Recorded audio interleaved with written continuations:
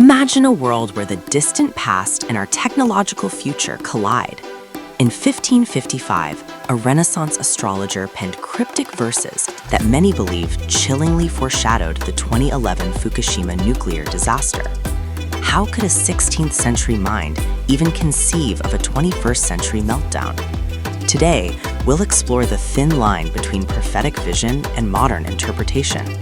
Was this a genuine warning from history, or are we simply finding patterns in the chaos of ancient texts?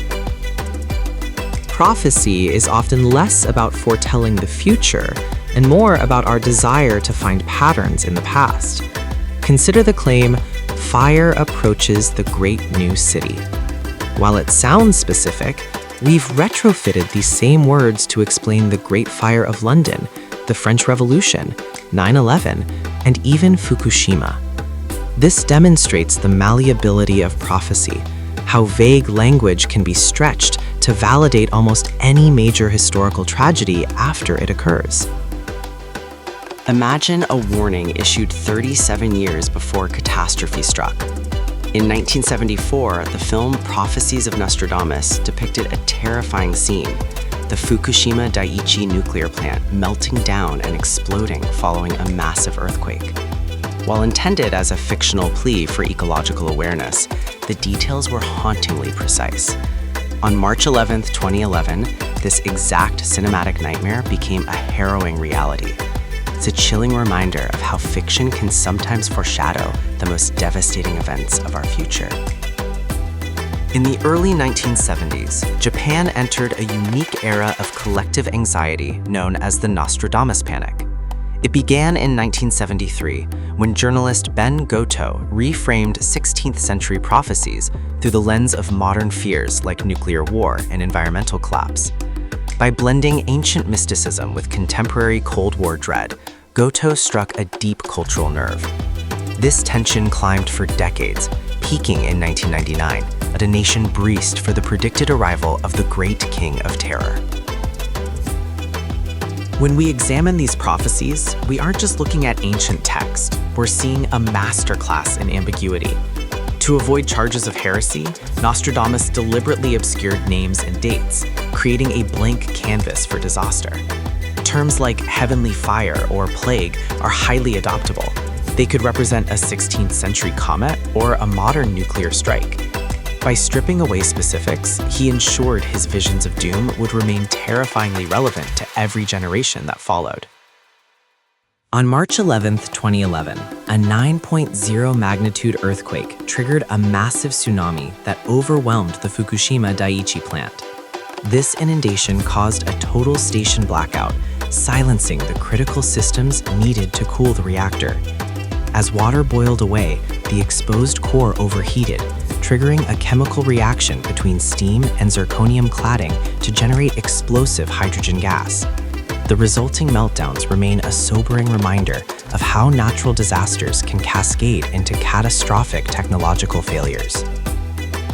Consider how we retroactively link Nostradamus' prophecies to the atomic bombings of Hiroshima and Nagasaki. While the verse mentions two cities plagued by steel, the connection relies on linguistic manipulation. Interpreters must actively redefine 16th century terms, transforming sword into bomb and plague into radiation sickness. This isn't genuine foresight. It's a deliberate effort to force-fit ancient poetry onto modern tragedies, creating a powerful yet entirely manufactured illusion of a predicted past. The modern Nostradamus industry isn't rooted in ancient prophecy. It's a calculated machine designed to monetize our collective anxiety. By retrofitting vague, centuries-old verses to mirror modern headlines like AI dominance and climate catastrophe, creators are effectively farming dread for 2026. We must recognize that these predictions aren't a window into the future. Instead, they function as a mirror, reflecting our own news cycle and deepest fears back at us under the guise of destiny. Consider this profound chronological mystery. In 1555, Nostradamus published a quatrain explicitly naming Neptune alongside known planets like Venus and Mars. However, astronomers didn't officially discover or name the planet Neptune until 1846, nearly 3 centuries later. This anomaly forces us to ask, did Nostradamus possess divine foresight of our cosmos, or is this merely a coincidental mythological reference? It's a striking puzzle that continues to defy our established astronomical timelines. Nostradamus didn't just guess dates. He utilized the Ptolemaic geocentric model, focusing on the slow-moving, ponderable planets, Jupiter and Saturn. By tracking their great conjunctions, he aligned his prophecies with rigid 800-year historical cycles. Instead of providing traditional calendar years, he encoded his predictions using rare astrological configurations as hidden timestamps. This sophisticated application allowed him to anchor future events to celestial movements that only recur over vast spans of time. Let's explore how ancient prophecy was reimagined to frame the Cold War. In Nostradamus' writings, the elevation of Venus is decoded as the post-war rise of the United States, while Saturn represents the Soviet Union's challenge to the global order. The core insight here is the incredible malleability of these texts. It demonstrates how easily cryptic, dark symbols can be retrofitted to provide a mystical narrative for the complex geopolitics of the 1950s. Many point to the term Hister in Nostradamus' writings as a chillingly accurate prophecy of Adolf Hitler. However, the truth is far more literal. In classical Latin, Hister was simply the geographical name for the lower Danube River. This illusion is a perfect example of apophenia. Driven by historical trauma, we often shoehorn ancient terms into modern contexts, manufacturing profound meaning from what is actually just a linguistic coincidence. Nostradamus' enduring power isn't in his ability to predict the future, but in his role as a cultural mirror. His vague, apocalyptic language serves as a historical Rorschach test, allowing every generation to project its own existential dread onto his 16th century verses. Whether we fear plague, war, or climate collapse, we aren't seeing prophecy, we're seeing ourselves. His true genius lies in capturing the endless cycle of human anxiety that transcends time. What if we could engineer destiny? The prophet's engine represents the collision of Nostradamus' ancient celestial visions with the relentless momentum of the industrial age. Here, we see 16th century astrological precision fueling 19th century mechanical power. It's the ultimate expression of retro-prophecy, the idea that the future isn't just fated, it's manufactured. By bridging these two eras, we uncover how our tools for understanding time have evolved from reading stars to driving engines of progress. Think of Nostradamus' prophecies as a historical Rorschach test. His vague, undated verses create a powerful ambiguity vector, allowing us to project modern meaning onto ancient text. When faced with rapid change or collective trauma, the human brain desperately seeks order. These quatrains act as a psychological mirror, reflecting our own contemporary anxieties back at us. Ultimately, we aren't discovering the future in his poetry, we are simply navigating the uncertainties of our own present. Let's explore how prophetic language often mirrors the radical shifts of the industrial age. When we examine the Great Motor, we see more than just machinery. We find the birth of modern motive power that redefined human labor. These texts foretold the advent of electricity as a long spark and anticipated the devastating steel and plague of mechanized warfare.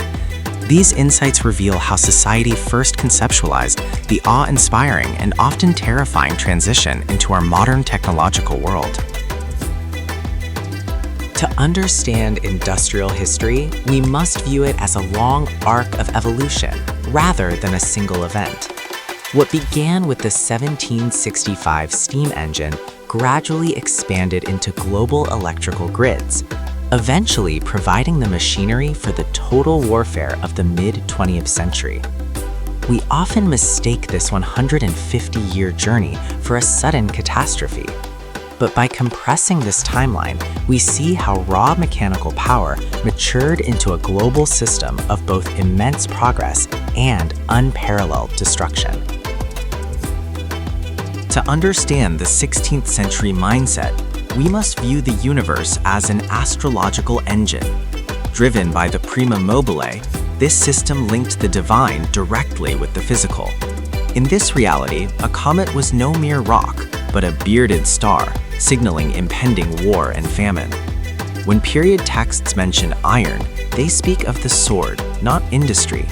For this era, the heavens were not a distant void, but the active architect of human destiny. Moving to our second case study, let's examine the fascinating interpretation of the Great Tracks. By tracing a precise geographical sequence from Sens to Lyon along the Rhône, scholars have linked these ancient verses to France's modern railway infrastructure.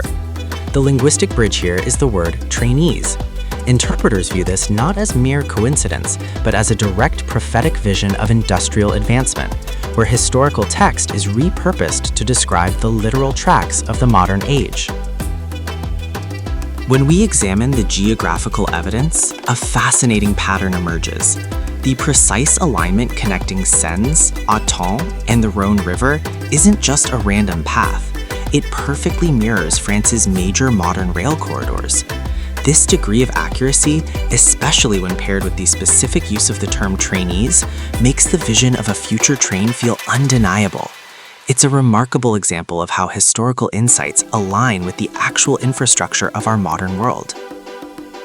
To truly understand the past, we must strip away our modern bias. We often project industrial concepts onto 16th century language. For instance, when a Renaissance writer spoke of a moteur, they weren't imagining an engine. They were referencing a divine, celestial force. Words like traînées and fer originally described muddy trails and hand-forged armor, not iron railways or tanks. Recognizing this linguistic shift is essential to capturing the true spirit of these historical texts. Prophecy is remarkably elastic. Consider the phrase, "fire seen in the sky." In the 1890s, interpreters saw the smoke of the steam engine. By 1945, that same verse was repurposed for the atom bomb. Today, we are recycling it for 2026, envisioning AI drones and directed energy. While the ancient text remains fixed, our interpretation shifts constantly. It is a movable feast, always adopting to reflect the technology and fears of the current era. Let's explore the submarine prophecy and the fascinating concept of retroactive clairvoyance. By deconstructing Nostradamus' Century 2, Quatrain 5, we witness how the human mind projects modern technology onto cryptic, centuries-old texts.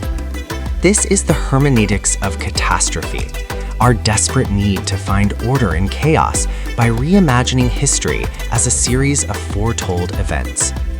We'll examine how we bridge the gap between ancient sailing vessels and modern steel hulls to manufacture destiny through hindsight. Century 2, Quatrain 5 offers a striking example of Nostradamus' cryptic foresight. He speaks of a fish of iron containing enclosed letters, imagery that modern scholars often link to submarines and coded communications.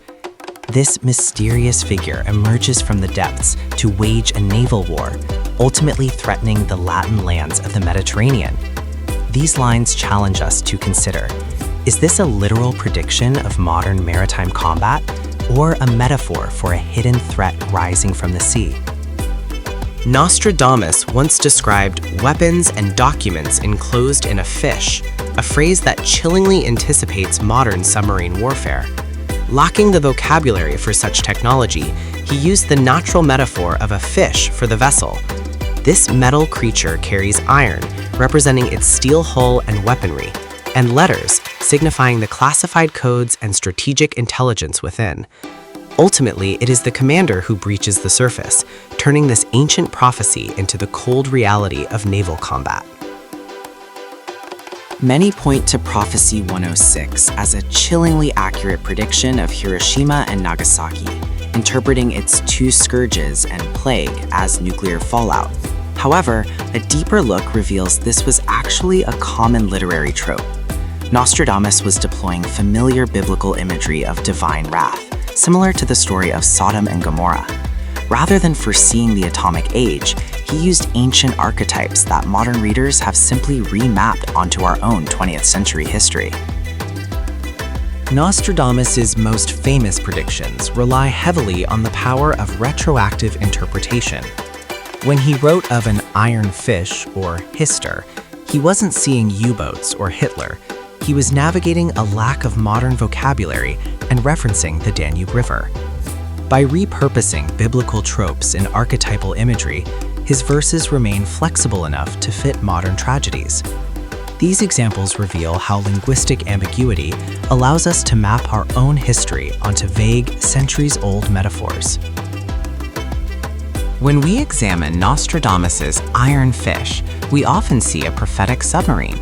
However, Quatrain 2.5 is actually a mirror. Nostradamus didn't predict our future. He constructed a linguistic architecture so perfectly vacant that every generation is compelled to fill it. We project our own greatest fears and marvels into his words. His true genius wasn't clairvoyance. It was creating a space where we will always find our own era and our own stories reflected. For nearly 5 centuries, the cryptic quatrains of Nostradamus have fascinated and terrified the world. While written in a 16th century context, his words are constantly reinterpreted to mirror our modern anxieties, from technological advancement to global conflict. Today, we're peeling back these layers. We will deconstruct how these ancient verses are forensically twisted by each new generation, separating historical reality from the elaborate myth-making and persistent hoaxes that continue to shape our perception of the future. Consider these words from 1555, the machine of flying fire. To a 16th century apothecary, this was a cryptic vision. Yet to our modern eyes, it is a hauntingly accurate description of an ICBM or aerial bombardment. Lacking the vocabulary of modern physics, he nonetheless captured the essence of high-tech destruction centuries before its invention. How does an astrologer bridge this immense gap in time to predict the terrifying mechanics of modern warfare? To distinguish truth from fiction, look at the precision of the language. Genuine historical prophecies rely on authentic ambiguity. They are vague, regional, and often factually loose. In contrast, modern hoaxes use manufactured specificity, offering hyper-detailed imagery that perfectly mirrors contemporary architecture. Remember, real prophecies use broad, poetic metaphors. Fakes give themselves away by being far too accurate to modern engineering, proving they were reverse engineered to fit a specific event long after the fact. How do we make sense of ancient prophecies in a modern world? Often, it's through retroactive clairvoyance. Because Nostradamus lacked the vocabulary for nuclear physics, modern interpreters force a fit by substituting his 16th century lexicon. They take terms like steel or plague and treat them as code for missiles and radiation. This substitution hermeneutic creates the illusion of prophecy, but it relies entirely on redefining historical words to match our own contemporary anxieties. Consider the mathematical inevitability of the shotgun approach to prophecy. When you cast nearly 1,000 vague verses into the future, filled with recurring motifs of fire, blood, and famine, you aren't predicting, you're playing a numbers game. Over 4 centuries, history is bound to collide with such generic imagery.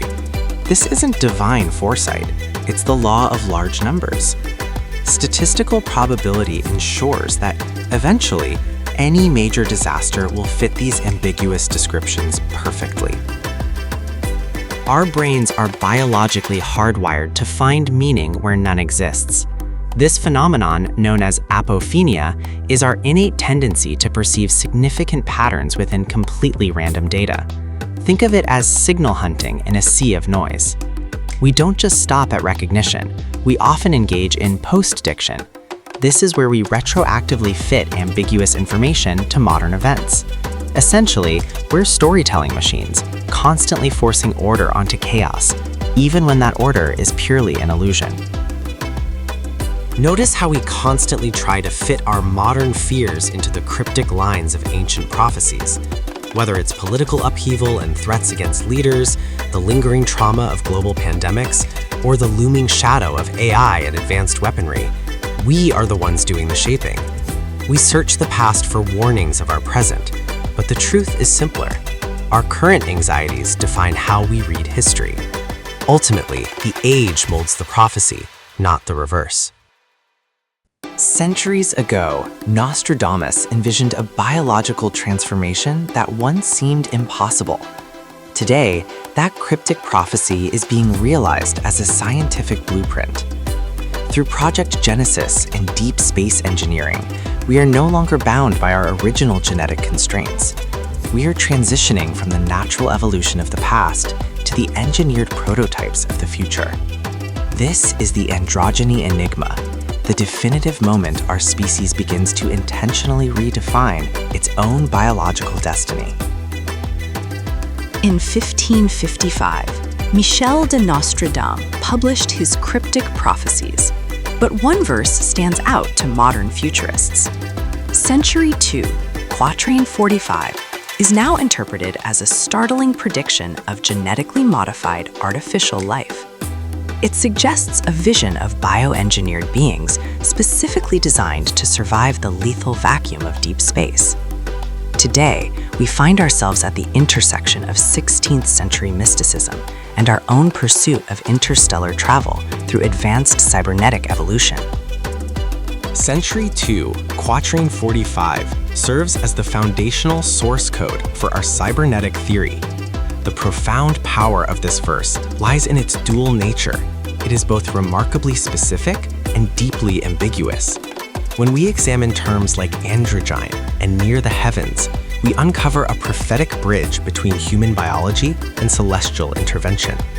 This linguistic precision allows for the recreation of a people, signaling a transformative shift where traditional humanity and advanced design finally intersect.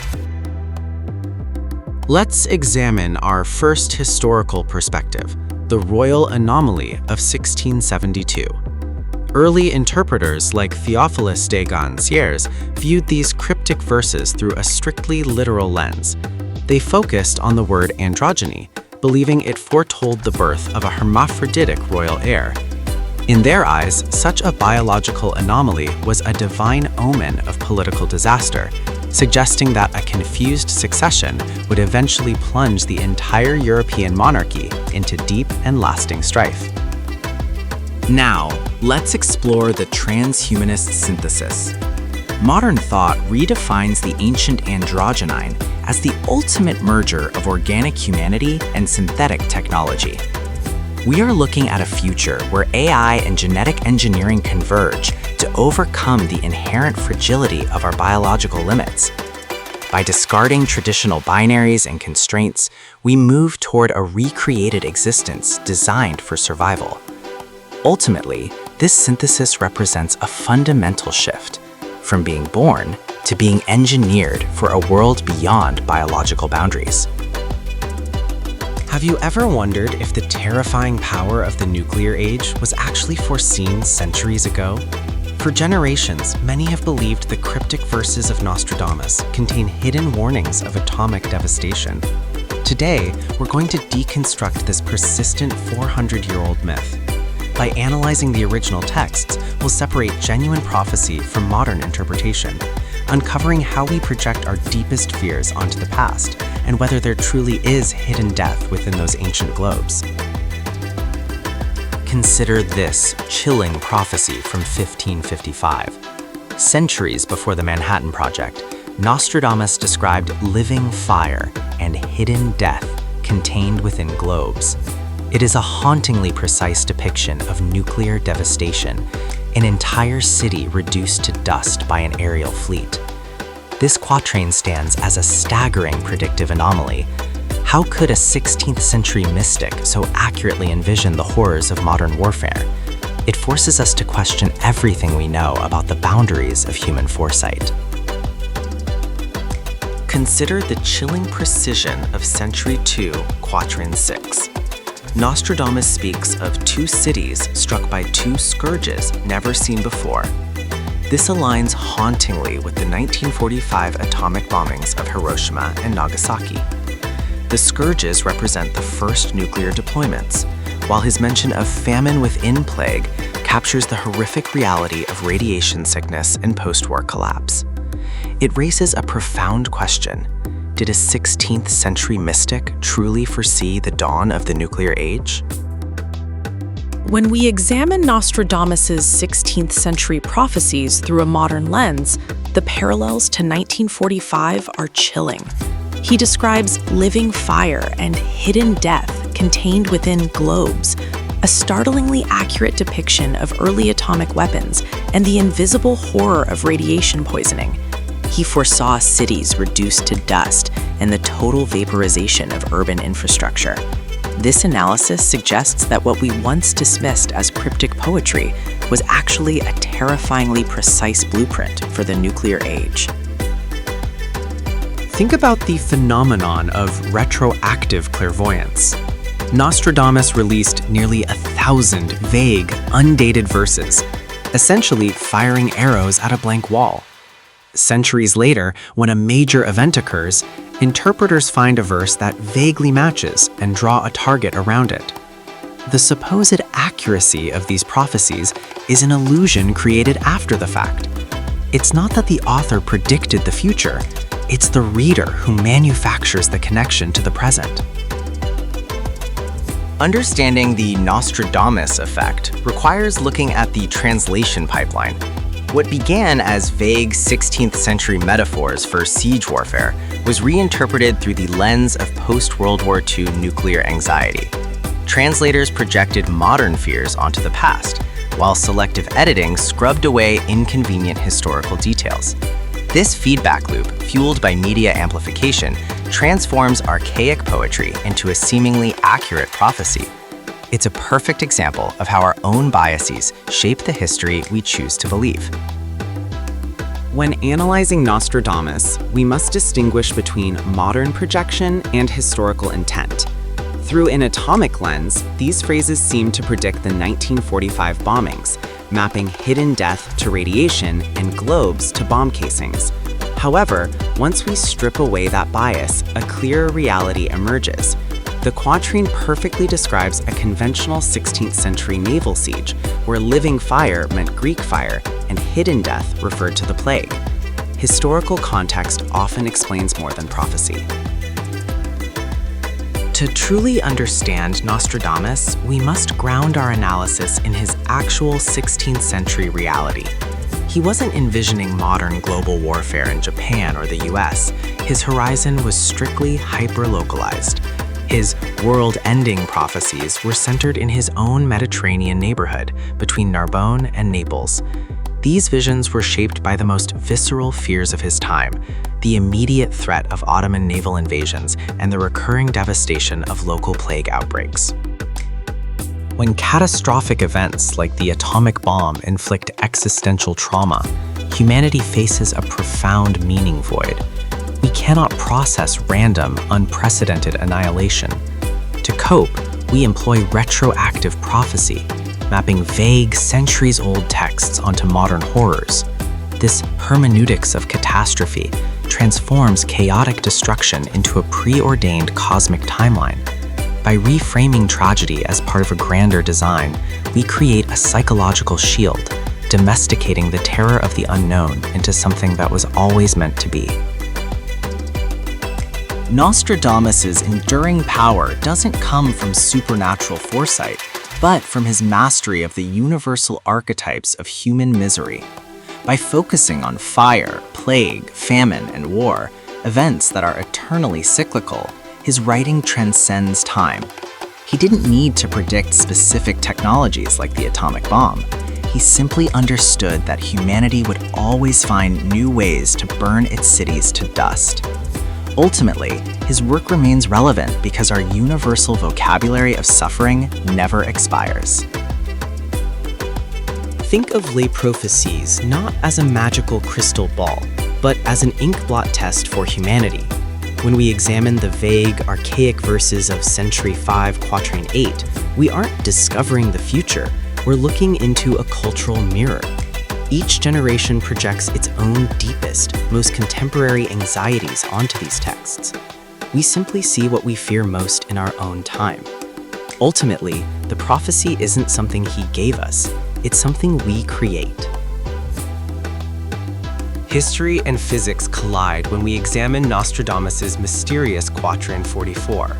For centuries, the ray pause enigma baffled scholars, but the dawn of the nuclear age provided a terrifying new context. By mapping ancient, cryptic verses onto the mechanics of atomic fission, humanity attempts to domesticate the existential dread of the bomb. We transform the chaotic threat of a chain reaction into a preordained destiny, finding comfort in the idea that our destruction was written long ago. In 1947, Henry Roberts offered a terrifying new interpretation of Nostradamus, claiming the prophet had explicitly foreseen the nuclear age. Roberts argued that cryptic phrases like Saturn of gold changed into iron weren't just metaphors, but descriptions of nuclear transmutation and the harnessing of atomic energy. Through this lens, the mysterious ray pose became a chilling reference to the proton, proving that the threat of nuclear annihilation was written in the stars centuries before the first bomb fell. Nostradamus wasn't merely sketching mythical monsters. He was mapping the future of human conflict. For centuries, his cryptic descriptions of hydras and beasts seemed like pure fantasy. Yet when we bridge the gap between the 16th century and today, these ancient horrors transform into the chilling realities of modern warfare.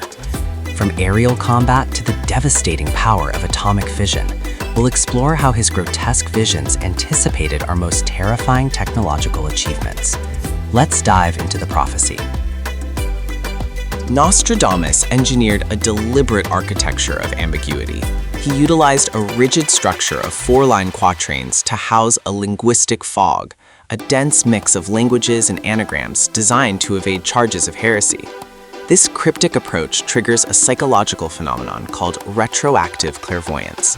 Because these verses are so brief and metaphorically bizarre, they force us to bend the ancient text to fit modern events, making the vague feel like a precise, predetermined prediction. Nostradamus once prophesied a half-pig man and brute beasts speaking from the sky. To a 16th century audience, this was pure occult horror. However, modern interpreters find a chilling parallel in World War II aerial combat. An aviator's oxygen mask distorts the human face into a mechanical snout, while the crackling static of early radio mimics the guttural sounds of beasts. It's a fascinating study in how we map ancient metaphors onto modern technology. Let's examine the prophecy of the two-headed mutant. Nostradamus spoke of a creature born with 2 heads and 4 arms. Far from a biological freak, this is a chilling geopolitical metaphor for post-war Germany. The 2 heads capture the fractured identities of East and West, while the 4 arms symbolize the grip of the 4 occupying Allied powers. Here, we see a nation split wide open, reborn as a complex geopolitical anomaly. A centuries-old prophecy warns of a monster born from a bear and a sow. To understand this, we must decode it as political ancestry rather than biology. By combining the heraldic symbols of Russia and Germany, a chilling geopolitical equation emerges. Analysts interpret this hybrid as the birth of a monstrous alliance or a terrifying leader rising from these 2 powers. This isn't just folklore, it's a warning about the devastating potential of such a union. Nostradamus didn't just predict hunger, he foresaw a complete systemic failure. It begins with climate anomalies driving catastrophic crop failures, sending wheat prices into a hyperinflationary spiral. When the global food chain breaks, the resulting societal collapse strips away our humanity. Modern scholars warn that these prophecies describe more than just historical famine. They map a descent into desperation, where, driven by absolute scarcity, mankind is forced into the horrific final reality of global anthropophagy. In a book filled with grand battlefield deaths, fires, and floods, one specific prophecy stands out for its agonizing intimacy. Century 4, Quatrain 88, details the demise of a man named Anthony. He doesn't fall by the sword or in glory. Instead, he suffers from theriasis, the horrifying fate of being eaten alive by a severe lice infestation. It's a repulsive reminder that sometimes the most terrifying threats are the ones we cannot easily see. Centuries ago, Nostradamus envisioned oceans boiling and sea creatures cooked alive. Once dismissed as a localized disaster, this haunting vision now aligns disturbingly well with our modern reality. We are witnessing an unprecedented rise in ocean temperatures and acidification, racing toward a critical ecological threshold. These ancient warnings mirror our current scientific data, highlighting the existential threat that climate change poses to the very lifeblood of our planet. Nostradamus's enduring power isn't found in his ability to predict the future, but in the timeless vocabulary he provides for the macabre. His visions of gruesome deaths offer an internal framework for humanity to process our most complex and terrifying anxieties. Across centuries, from ancient plagues to modern-day crises, his work acts as a mirror. It allows us to articulate the unthinkable, giving shape and form to the darkest fears that haunt the collective human experience. Think of Nostradamus not as a fortune teller, but as a mirror. For centuries, people have looked into his cryptic verses and seen their own greatest fears staring back. Whether it's the shadow of a medieval plague or the existential dread of our modern technological age, every generation projects its own unique anxieties onto the past. Ultimately, these prophecies tell us very little about what is coming, but everything about what keeps us awake tonight. Let's bridge the gap between Nostradamus's cryptic 16th century visions and our modern understanding of global catastrophe. When we examine his architecture of apocalypse, we find more than just vague warnings. We discover specific references to celestial impacts and the enigmatic false dust that could blanket our world. By mapping these ancient prophecies against today's high-tech infrared imaging and orbital monitoring, we uncover a chillingly synchronized timeline of descent. It's where timeless mysticism meets a terrifyingly modern reality. We're facing a systematic breakdown of the Earth's biosphere, a grim sequence that maps the collapse of our world. It starts with the catalyst, where solar heat and fire from the sky initiate the damage. This evolves into the veil, choking the planet with pestilent dust. From there, universal famine takes hold during the starvation, eventually driving us into the abyss. At this stage, physical survival gives way to extreme desperation and the total breakdown of human morality. Century 5, Quatrain 90, offers a chilling precursor to our current orbital crisis. The text warns of a plague through false dust, which analysts identify as carbon debris trailing from this incoming cometary bolide. With our biosphere integrity now officially compromised, these ancient warnings align perfectly with our modern telemetry. We aren't just observing a celestial event, we are witnessing the arrival of a critical, extinction-level threat that was documented nearly 500 years ago. The mechanics of false dust reveal a devastating chain reaction triggered by high-altitude impacts. Sun-blocking particulate ash creates an atmospheric shield, plunging the region into a lethal impact winter. For 9 months, the sun will vanish from the Chersonese, completely shattering the Mediterranean's agricultural cycle. This leads to more than just famine. We're facing a secondary contagion where mass malnutrition inevitably gives way to plague. It's a documented historical sequence that leaves our global biosphere integrity fundamentally compromised.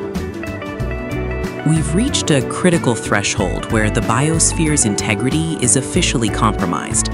As we monitor these boiling seas around Euboea, the reality is as grim as the ancient prophecy suggested. Marine life is literally being cooked in the water.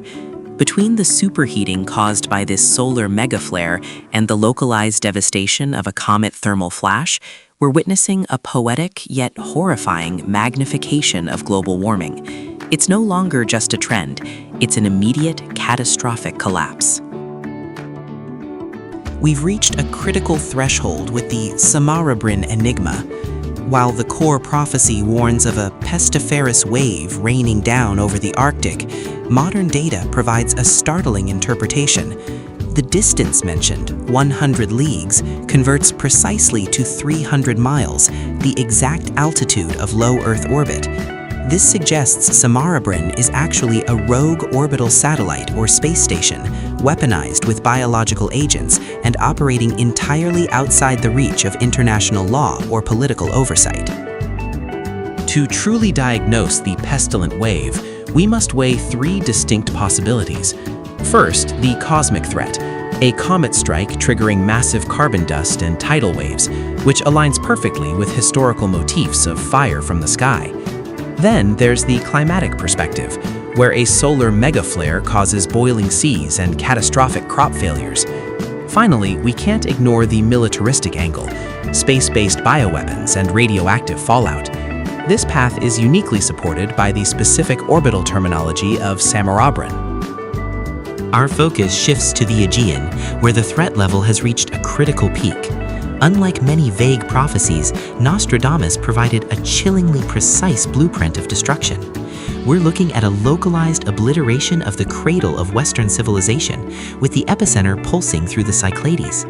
From Sparta up to the Gallipoli Peninsula, this celestial event is set to overwhelm the entire region long before any relief fleets from Genoa could possibly arrive. It's a total compromise of biosphere integrity. What begins as isolated regional disasters, pestilence in the Arctic, or dust clouds over Greece, is rapidly metastasizing into a total agricultural collapse. We are witnessing the realization of a universal famine, where our global biosphere's interconnectedness ensures that no nation remains untouched. The data from Orbital Watch is clear. Our planetary integrity is now officially compromised. As the prophecy warned, these localized struggles have merged into an inescapable global catastrophe, threatening the very foundations of human survival. When exploring desperation beyond humanity, we're confronting a level of suffering that fundamentally rewires our nature. This prophecy paints a haunting picture of a famine so relentless it fractures our most sacred societal taboos. It suggests that under the crushing weight of absolute starvation, even the strongest maternal instincts are severed. We aren't just discussing a food shortage, we're witnessing a total collapse where the primal drive for survival overrides the very core of who we are. Nostradamus presents a haunting vision in his 75th quatrain, where the soaring price of wheat triggers a descent into total chaos. He uses the clinical term anthropophage, the man-eater, not for mere shock value, but as a grave apocalyptic warning. It's a stark reminder that extreme ecological collapse and economic devastation don't just hit our wallets, they can destroy the very fabric of societal morality, driving humanity toward a terrifying and desperate loss of our shared humanity. As the cost of basic sustenance skyrockets, societal order begins its inevitable descent. This intersection represents a chilling threshold, the anthropophagy point. It's the moment where hyperinflation strips away our humanity, triggering a total reversion to primal, violent survival instincts. Nostradamus warns us that morality isn't an inherent human trait, but rather a fragile luxury of the well-fed. When the stomach is empty, civilization's rules vanish, replaced by the desperate and brutal economics of survival. Why do these specific 16th century prophecies endure today? It's because Nostradamus' grim sequence of impact, environmental ruin, and social collapse acts as a prophetic mirror to our own scientific anxieties. His poetic nightmares align flawlessly with contemporary threat assessments, from climate tipping points to nuclear winter and supply chain fragility. What once seemed like ancient mysticism now reflects our modern understanding of global catastrophe, proving that our fears haven't changed, only the language we use to describe them. Summarizing the Doomsday Dossier, we face a multi-vector attack ranging from solar flares to cometary dust. However, the immediate impact isn't the true disaster. Rather, it's the agonizing, inescapable destruction of our global food supply. This collapse of the agricultural cycle triggers a chain reaction, where ecological ruin leads directly to moral decay. Ultimately, we aren't just fighting for survival.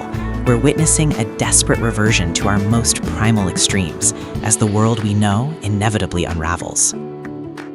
For centuries, the cryptic warnings of Nostradamus have haunted our collective imagination, but perhaps none are as chilling as his vision of famine within plague. By deconstructing Century 2, Quatrain 6, we bridge the gap between ancient astrological prophecy and the cold, classified reality of the atomic age. It's an exploration into the hermeneutics of nuclear trauma, how the arcane wisdom of the past attempts to reconcile the ultimate technological nightmares of our modern world. Century 2, Quatrain 6 remains one of Nostradamus's most haunting enigmas. It warns of two scourges, unlike any seen before, striking deep within two cities. The visceral imagery of famine, plague, and people driven out by steel paints a chilling portrait of unprecedented devastation, haunting clarity across the centuries. August 1945 fundamentally altered history, marking an abrupt transition from conventional warfare to an era of unprecedented power. On August 6th, little boy struck Hiroshima, claiming 80,000 lives and vaporizing 70% of the city. 3 days later, Fat Man devastated Nagasaki, causing 40,000 more immediate casualties. These weren't just tactical strikes, they represented a profound paradigm shift, thrusting the world into a new reality defined by destruction the likes of which had never been seen. The prophecy, within two cities near the gates, takes on a chilling significance when applied to Hiroshima and Nagasaki. These weren't just urban centers, they were strategic coastal hubs.